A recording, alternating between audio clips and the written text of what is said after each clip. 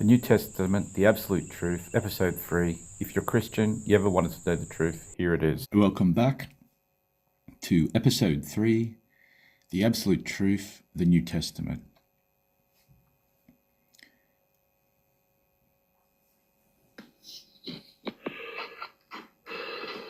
The Gospel of Mark.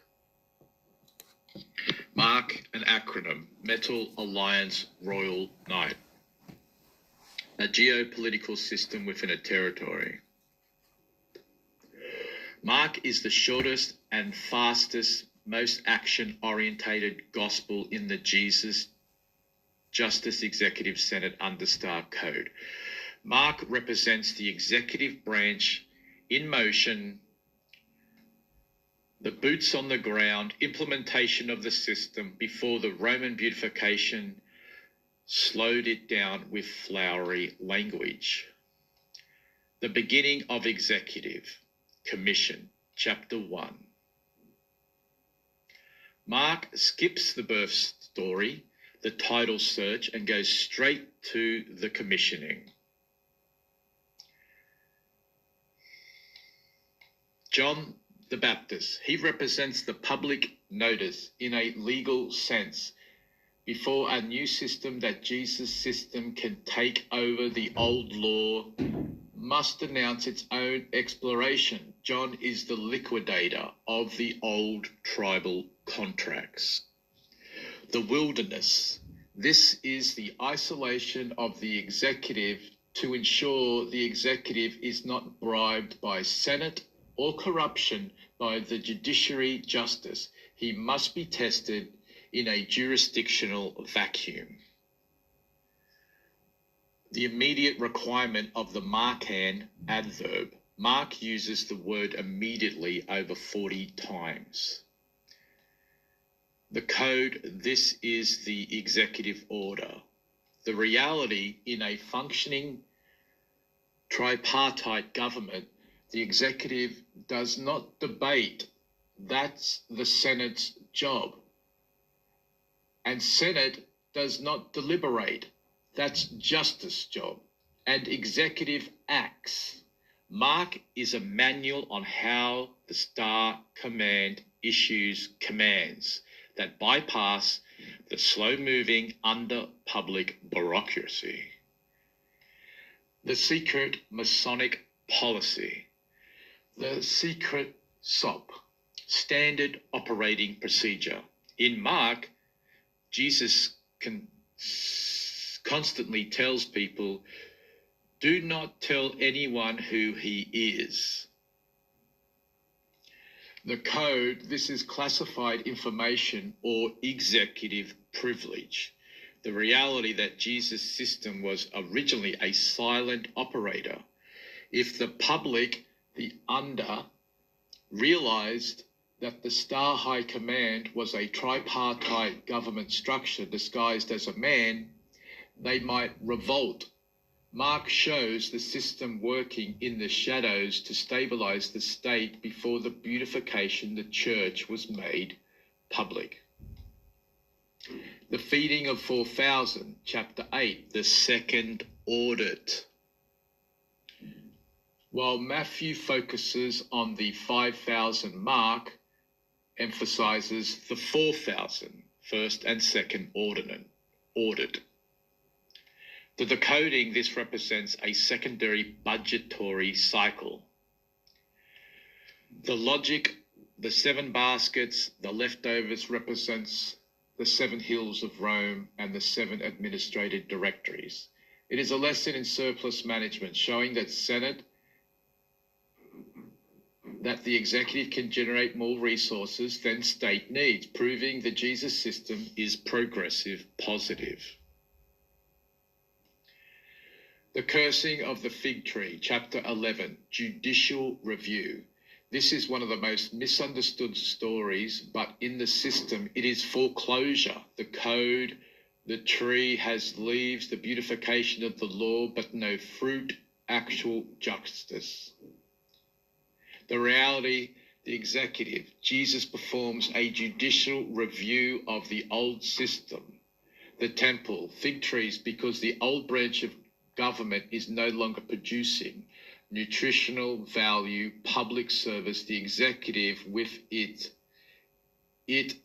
this is a hostile takeover of the judiciary by executive. The 666 collusion. The young man in the linen cloth, chapter 14. Mark contains a strange detail no other book has.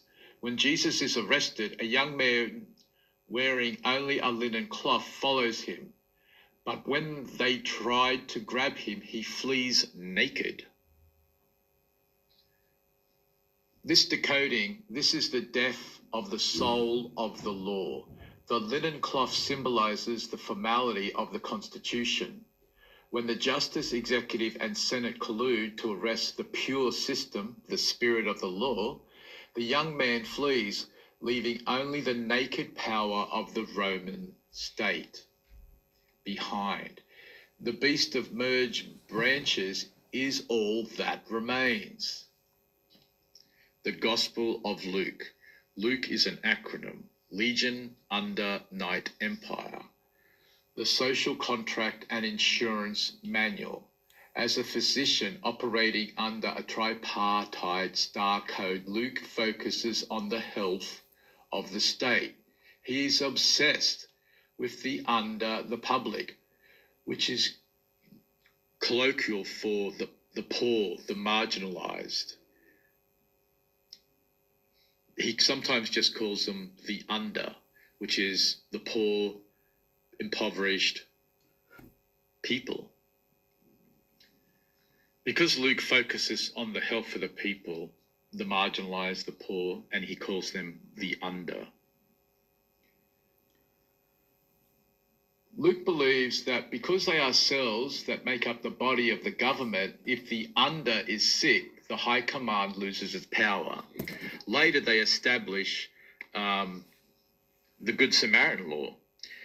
Rome was quite impressive. It says, and the philosophies are very interesting. It says, if a government represents the people, but the people are sick and injured, prior to the Roman government, under tribal laws, old people were just, they had to take care of themselves. But Rome actually implemented a different policy under different principles, and they looked at it like this.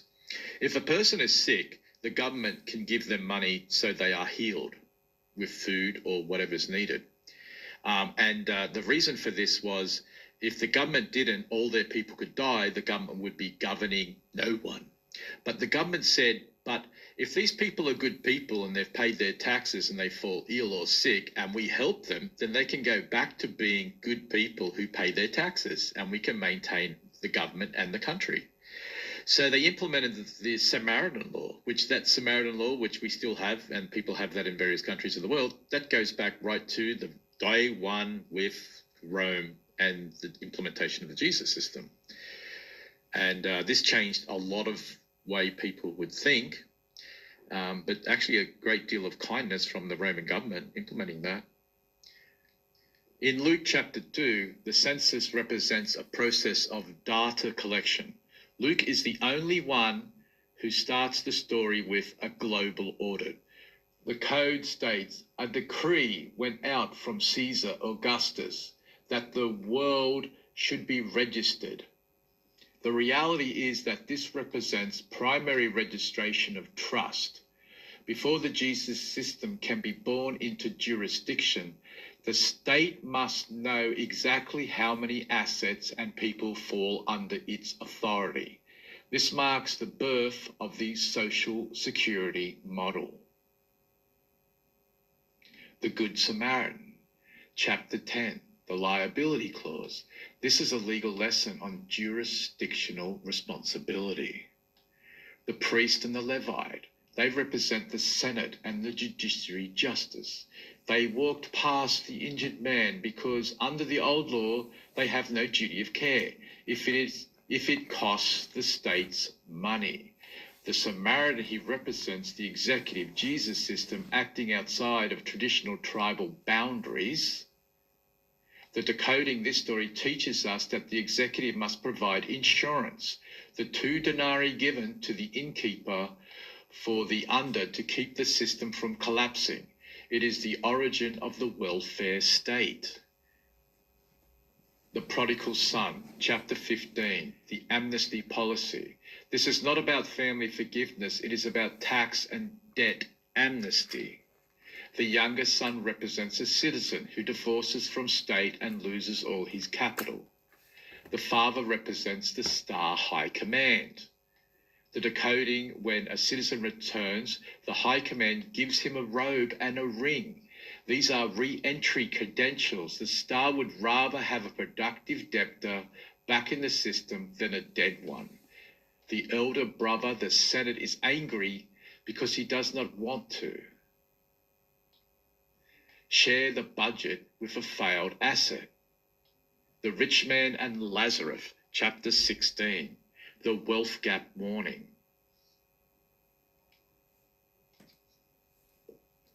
In the Jesus system, extreme wealth inequality in a system code. The rich man, the elite Senate, ignores Lazarus. If the underpublic at his gate, the reality, Luke's warning, if Senate hoards all the energy of the state, the great chasm is fixed. Once the under dies from the neglect, the star has no one to govern. The whole system, the rich, ends up in torment, economic collapse. The road to Emmaus, chapter 24, the post-beatification briefing. After the crucifixion, the destruction of the separate branches, the resurrected system meets to followers the code. They did not recognize him until he breaks bread. The reality, this is the hidden hand of governance.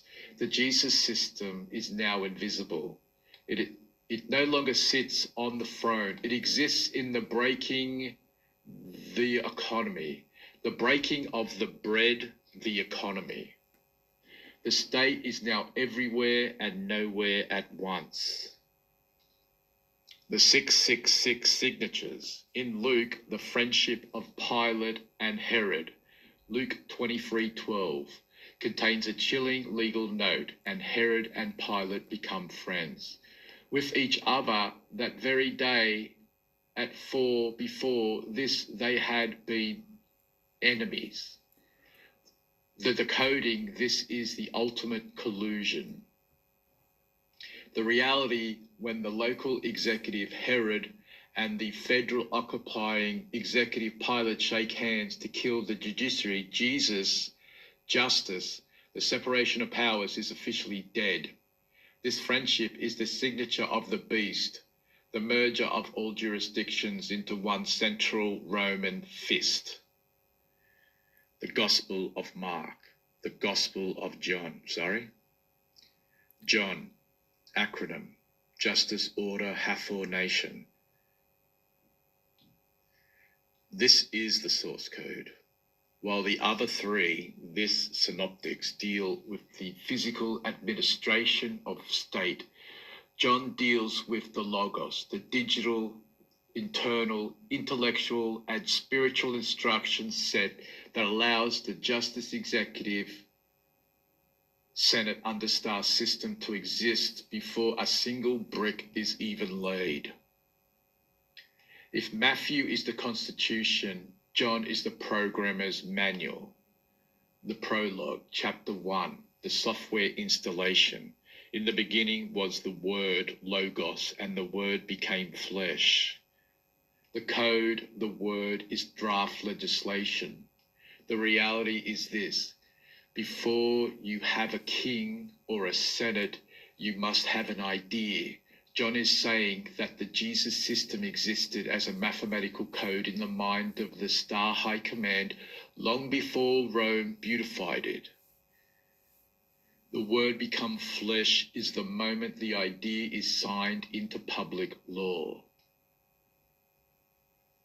The wedding at Cana, chapter 2, resource conversation. This is the first sign in John, and it represents economic alchemy. The code turning 6 jars of water, human natural resource, into wine, state currency value. The reality is the 6 jars represent the number of man's imperfection through the system. Jesus executes a transformation. He takes the water, the public, and converts their labor into wine. This wine brings joy and economic stability to the wedding of the state and the church. Nicodemus, the new birth, chapter 3, reincorporation, a member of Senate. The code, you must be born again. The reality, this is corporate rebirthing. The executive is telling the Senate that the old body of the law is dead. To survive in the new Roman Jesus system, the Senate must die as a tribal entity and be born again as a licensed, administrated body under Star. The Samaritan woman at the well, chapter 4, jurisdictional expansion. The code, water that ensures you never thirst again. The reality is that constitutes the universal social contract. The system is moving outside the Jewish internal jurisdiction and into the Samaritan external international jurisdiction. The living water represents statutory law, a system that provides for the public. The woman, regardless of her past contracts with the 5 husbands or previous governments. The raising of Lazarus, chapter 11, the bailout. This is ultimate display of Star's power over the under. The code Lazarus has been dead, bankrupt, deregistered for 4 days. The reality is the Lazarus code has been dead, a bankrupt, deregistered for 4 days. This represents a system restore. When a part of the body politics dies, resulting in a total economic collapse, the executive sector, Jesus holds the high command authority to issue a bailout, calling him from the tomb, which is the reactivation of a terminated account. The I am statements, the system identity. Throughout John, Jesus says, I am the door, I am the way, I am the light.